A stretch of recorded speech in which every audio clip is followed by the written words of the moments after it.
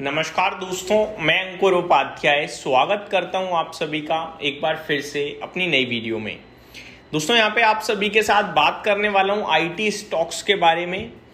आज के सेशन में निफ्टी आपके लिए रॉकेट हुआ पड़ा है, वहीं ब्रॉडर मार्केट की धज्जियां उड़ी पड़ी हैं। और निफ्टी ऊपर हो भी क्यों ना, क्योंकि निफ्टी के हैवी वेटेज स्टॉक्स से आज बड़ा सहारा है। सबसे ज्यादा वेटेज है बैंक निफ्टी का, ऑलमोस्ट 1% ऊपर है। फाइनेंशियल सर्विसेज 1% ऊपर है। और फिर है आईटी क्षेत्र का जो 2.25% ऊपर है। एक है जो सेक्टर नहीं है कि स्टॉक है पर्टिकुलरली, वो है रिलायंस इंडस्ट्री, उसमें एक अलग ही तेजी चल रही है आज के सेशन में।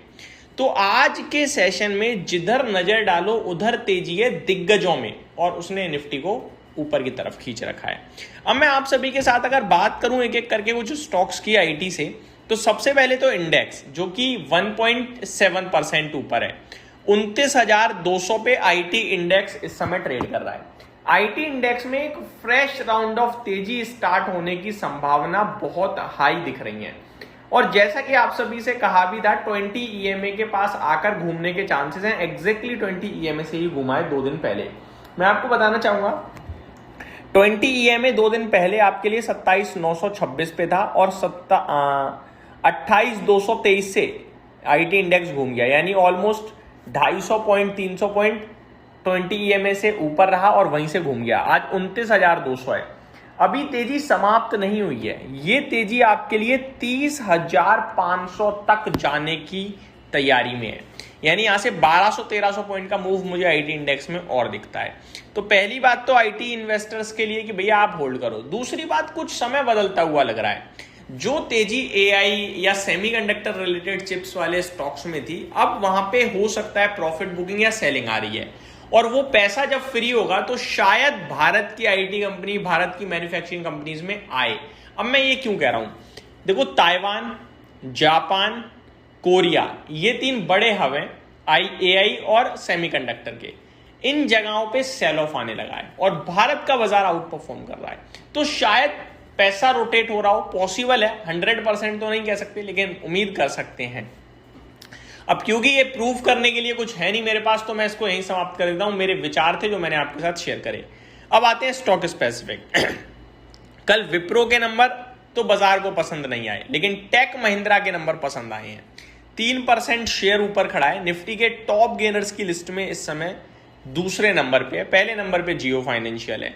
फर्क ये है कि जियो ऊपर से नीचे आ रहा है धीरे धीरे और टेक महिंद्रा ऊपर जा रहा है। तो हो सकता है थोड़ी देर में, 1 आध घंटे बाद बाजार बंद होते होते टॉप गेनर टेक महिंद्रा ही बनता हुआ दिखे। नंबर्स की बात करी जाए तो 1465 करोड़ का मुनाफा कंपनी ने पोस्ट करा। हालांकि अच्छे नंबर्स का अनुमान भी था। रेवेन्यू 15,710 करोड़ का आया, 15,500 करोड़ का अनुमान था। एबिट 2260 करोड़ पे आया, अनुमान 2210 करोड़ का था। मार्जिन 14.41% पे आए, अनुमान 14.3% का था।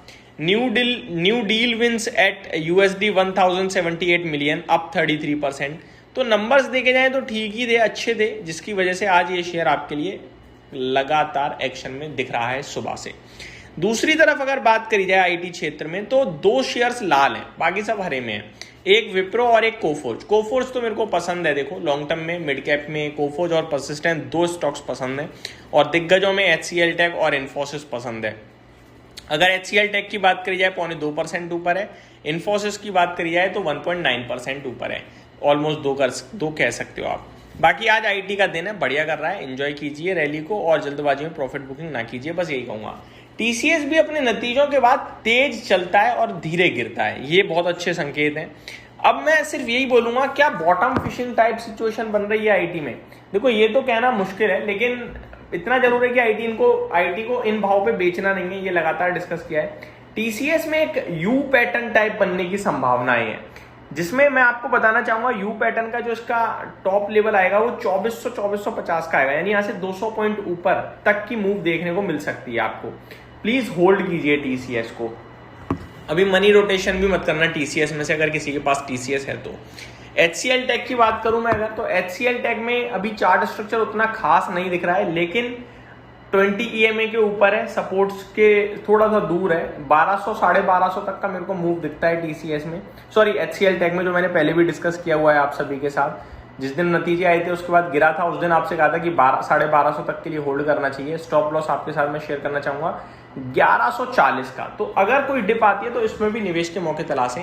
इन्फोसिस को लेकर मैं भी वेटिंग में हूं, क्योंकि भैया रिजल्ट एक बार आ जाए, क्लियरिटी मिल जाए तो ज्यादा अच्छा है, क्योंकि इस समय आईटी बहुत ही क्रिटिकल सिचुएशन से गुजर रहा है, तो जितनी क्लियर पिक्चर होगी उतना ज्यादा अच्छा है।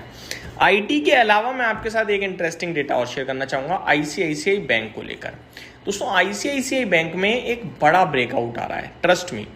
1440 के ऊपर आईसीआईसीआई बैंक में एक बड़ा ब्रेकआउट आएगा। अभी 1440 पे ही एग्जैक्टली ट्रेड कर रहा है, 1438, 40, 42।